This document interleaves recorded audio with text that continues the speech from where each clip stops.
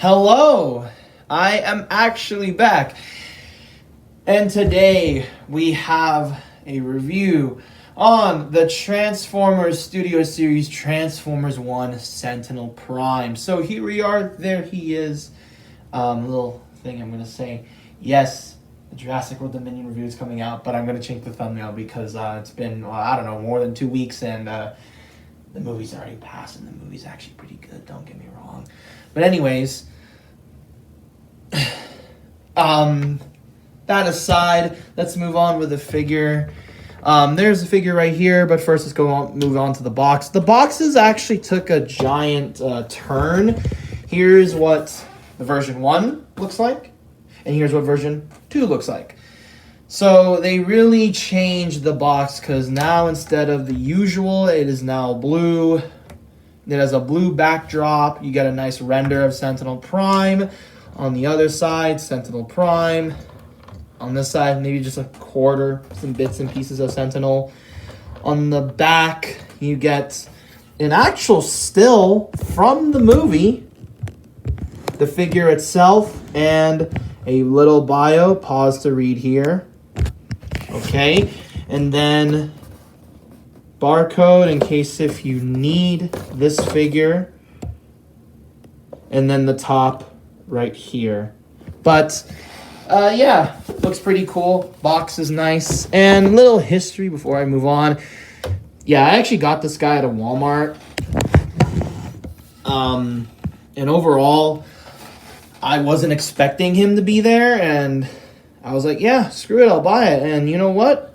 I'm happy it is there. I'm happy I did get it. However, I will say this, there are a few flaws I have with this figure, and I will admit it is kind of decreased in terms of my score. So, yeah. And I may be wondering why is that. Well, I'm going to tell you why in this review, starting with the painting and the sculpting. All right, so start with the painting and the sculpting, as I mentioned before. The painting and the sculpting on this guy is actually pretty good. Not perfect, but it is pretty good. So let me just move these accessories out of the way. Yes, this is a very nicely well done figure in terms of its paint.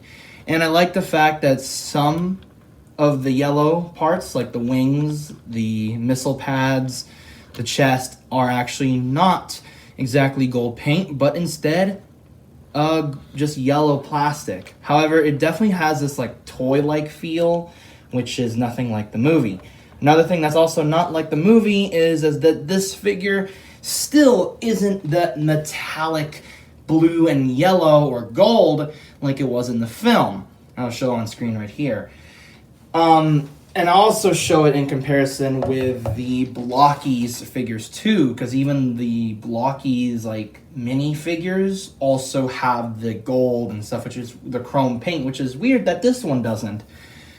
I will say though, I do prefer this more than Optimus and Megatron in terms of paints, and especially in terms of colors. It's not too dark, it's not too anything, it's actually perfect. Now, let's move on to the head. The head is very nicely well done.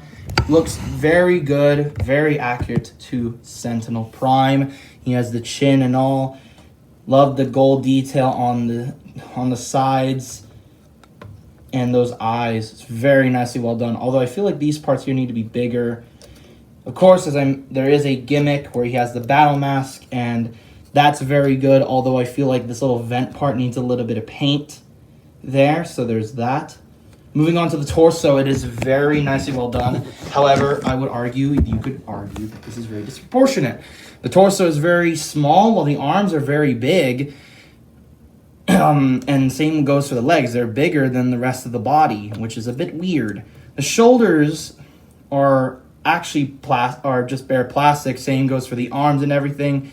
And again, the panel lining is also very good. Just proportionally, it may throw some people off because he has a small chest, small torso, and these big giant gorilla arms and big lanky legs. And then it also goes for, as well, the detailing on the shoulders and everything onwards. Again, nice gold paint and some silver paint over there. Love the detail here, including the detail on the arms underneath it. Very nice. And I like the silver or gunmetal gray they used for the colors, or for the arms as well. And then, yeah, very nice detail, although I feel like this needs to be painted. I'm going to, again, compare it with the Blockies figure, so who knows. So, but I could be wrong, and this was just how it was in the movie. It's been a while, okay, since I've seen the movie. The legs are very good. Paint is very nice on them, very consistent. I've actually seen, I'm going to put a video up on screen right here, of someone's copy having, like, no paint on one of these, which is a bit weird. But it's kind of cool it's painted. But again, it's just like, these are very lanky legs. And then moving on to the feet, or the shins, very nicely well done, especially with this gold paint. But it's weird that, again, the rest of the body or the yellow parts aren't exactly that, like the chest, the wings, etc., etc. I mean, like, the joints, it's fine, like this, like as you see there or here. But yeah, and then of course we have the shins, which are, I'm assuming, painted too. Very nicely well done. And then and I think the best part in terms of details, if you look over here, there is a lot of panel lining here. Very nicely well done. I'll get it on camera. There it is. It's very nice. I do like that detail right there. So there's that. And then moving on to the wings, they are a bit messy. At first, I'll admit the front is not exactly presentable, but then as soon as we move the figure to the back, it is nice and streamlined. You have, of course, the nose of the plane right here and some nice painted missiles. Although I wish there was some parts going here, because I will admit this design kind of screws with my mind. I mean, like, there's a lot of panel lining. And then, as you could see, it's not entirely consistent here, which is a bit weird. So, just give me a moment. All right, anyways. Yeah, other than that, again, very nice detail, and I will discuss more of it in the cockpit mode or the jet mode. So, yeah, overall, very nicely well done robot mode. Outside of proportions being a little weird, like, like the arms and the legs, it's pretty cool. All right, now let's move on to the accessories. Unfortunately, besides the instructions, which are not, I don't really count as accessories, another Lego mumbo jumbo, the only accessories he has are these little blasters. Very cool, but I don't understand this little thing here on the side. It's kind of pointless. And this shield, which, I mean, it's not like DNA Designs is making any, right? Right? Anyway, yeah, like, the thing is with, this shield is that at first I thought it was really cool. I like the detail on it. Hell, it kind of reminds me of Sentinel's shield in Dark of the Moon. And there is some panel lining and lines and such, but, like, it has this very toy feel. It feels like a toy rather than like an actual transparent, shield.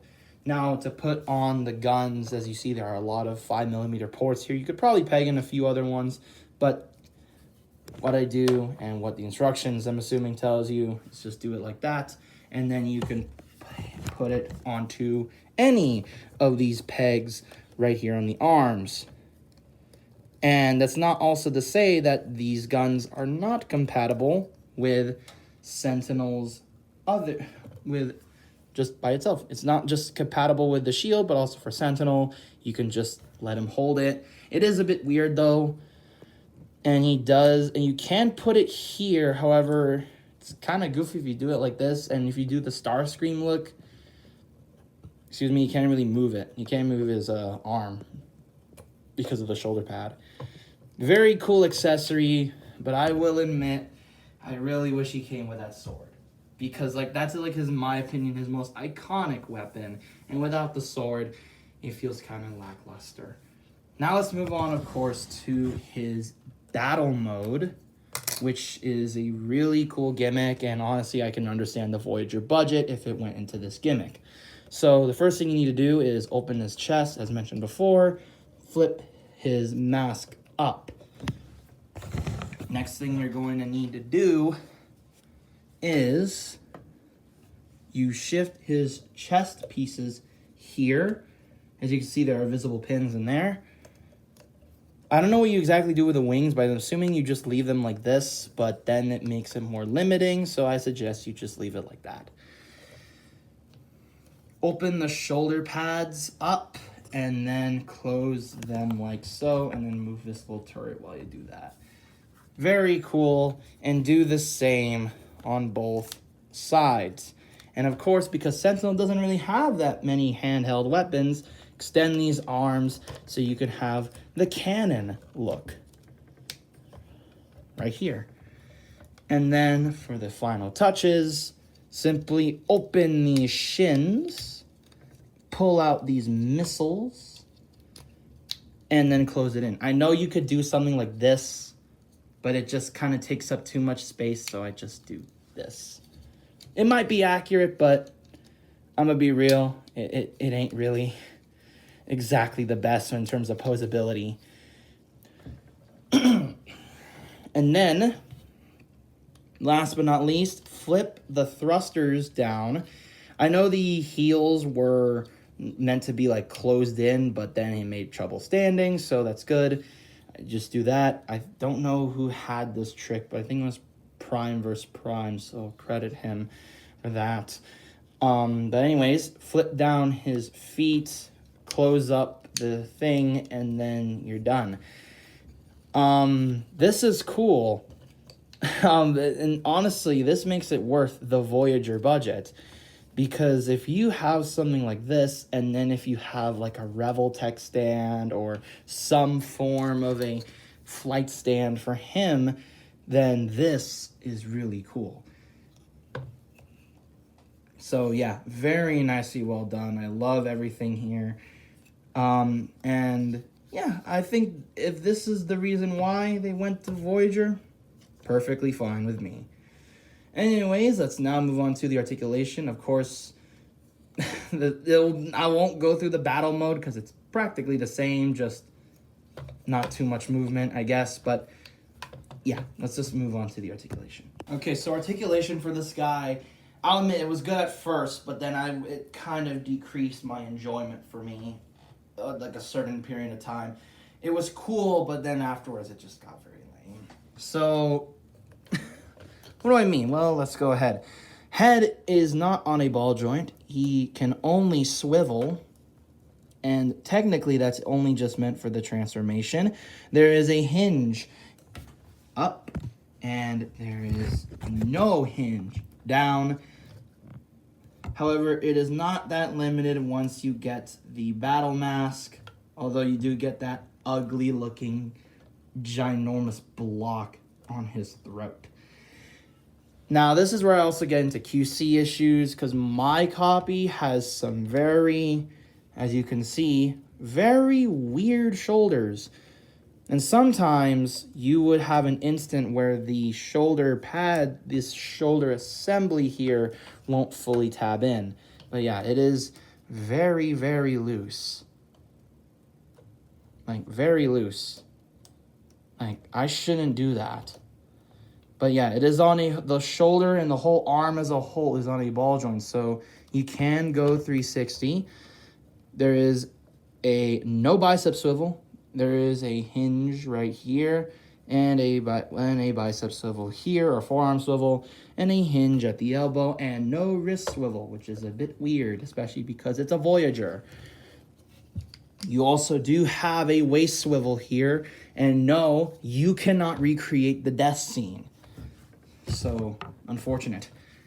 The legs are okay. He can kick up that far, kick back about that far, as long as you move the wings, and kick to the side that far. Very good. He has no thigh swivel, but has a knee swivel here, along with a single jointed knee that can only just bend about 90. And I think the best thing is the ankle pivot. While it is a bit messy here, it definitely adds more posability. Yeah, and that's where I think this figure's carried because the ankles are great. Everything else, though, is like very mid. Don't get me wrong, you can get him into some good poses, but like this is just very limited. Again, you can get him into some good poses, especially those if you have, again, a flight stand. But this is just ain't it in terms of articulations. And the QC issues kind of make it a little bit worse for me. All right, now let's move on to the size comparisons. Sentinel here is almost, and I know I said I was going to not bring back the ruler, but the tape measure ain't really working. So he's almost about 6 inches. But carrying up to his wings, he is almost hitting 7 inches. That's what she said. Anyways, let's move on to some comparisons right here. Here is the Studio Series Sentinel Prime from Transformers 1 compared to the Blockies counterparts, the Classic Class and the Galaxy Class. And if you're wondering, where is the top of his face? Yeah, I lost it when I opened the box. Like, okay, I opened the box, right? And then all of a sudden, I was like scrounging around. I found nothing. So like, complete sadness. Thankfully, I do have this little guy. And this little guy is absolutely amazing. I'd say honorable mention for him. He's a great figure. He's not bad too, but like, that weave, man. Especially because I was very hyped for him. But, I mean, look at the difference, man. And as for the other comparison, here is Sentinel Prime compared to Optimus and Megatron. And, well, technically these two were from the end of the movie, but honestly it scales kind of well. And, I mean, like, look at the size difference. I'd say he scales very well with Optimus. Megatron, a little bit, but with Optimus, he scales pretty well. And as for, of course, the last comparison. And for your last 6-inch comparison, we have the Marvel Legends Civil War Captain America from Captain America Civil War. And yeah, it doesn't really scale well, but if you want to. Now, let's move on to the transformation. Transformation for this guy is interesting. It's not as like really kind of somewhat fiddly as I guess these two. So, excuse me. It's pretty okay. So let's actually start off with the feet first. Let's open again these thrusters. Next thing you want to do is you want to swivel the head and then extend these arms. And this is a problem. Extend these arms like so. And of course, as you saw there, untab them. And just kind of leave them off for the side for now. And the last thing you need to do here is tab the legs together like so. You would know if it's tabbed together if it makes a straight little block right here. You would want to untab the nose of the jet and flip it up, and then untab this sort of and flip it here. So that means it could tab right there. And then the next thing you do is then you tab the shoulders. There is a slot right here, and as you can see, there is a somewhat slot right there. So that plugs into the shoulders, and there you go. And next thing you need to do is then fold down the wings and then tab this into this peg, into this hidden port down here, and extend the little fins and tab the arm. Last but not least, of course, extend that wing. And then do the same on the other side. And here you have the jet mode. And of course, as for added bonus, you can add the shield onto here, like so. Very nice. It doesn't interfere with anything. And overall, it's a very nice little jet. I don't know if we've really seen this guy actually, transform, but it's a pretty cool looking jet. I mean, I love the wings here. Very nicely well done. Although, and I love the little cockpit, and again, the panel lining, very good. However, unfortunately, this matched plastic, and this blue line should be here. However, and of course, undercarriage a bit messy, but also a bit clean until we get into those shoulders, which I will admit kind of stick out like a sore thumb, if you're into that. And of course, there is some little peg holes there, so you can insert maybe some effect pieces. And yeah, overall, it's a very nice jet mode. It's very nice and sturdy. And overall, it's very good. However, unfortunately, I can't seem to find any peg holes for any Reveltech stands. So let me know if there is any. So yeah, that's all there is. And no, there will not be a size comparison for this bit. All right, now let's move on to my final thoughts. Yeah, balancing this guy is not fun. So, is this figure worth getting? I mean, since this is the only Sentinel Prime figure that can transform from Transform, and this is the only one that is from Transformers 1, I'd say yes, get it. I mean, it's a fun figure. Transformation isn't as complicated as, this Optimus here, or as very simple as that Megatron over there, but it is very not that hard. Engineering wise, it is very good. However, there are so many joint tolerances like the shoulders that make it kind of weird. And with the proportions, it just feels very off. I still really enjoy the figure though. I still really like it. And I'll admit, it's my only Sentinel Prime figure from Studio Series. And I like the fact that you can convert Sentinel into this mode. I mean, this mode is perfect. The fact they even made it, if this was the reason, again, it was a Voyager budget, this is honestly understandable because of this. So, but, of course, due to the transformation, some of the paint, and, of course, the lack of any form of joint tolerances, I might have to give this guy a 7.5 out of 10. I think my original score was an 8, but unfortunately it is a 7. Very good figure. I do recommend it if you don't have a Sentinel Prime. I do recommend it over that original crappy mainline one. But I also recommend you get an upgrade kit, which DNA is doing. So I do recommend you do that as well to make your Sentinel Prime just a little bit better. But yeah, that's my review. Thanks for watching. Like, subscribe, hit the bell. We are trying to get to 1K before the end of the year. Until then, I will see you all next time in whatever that may be. I'll see you guys next time. Bye-bye.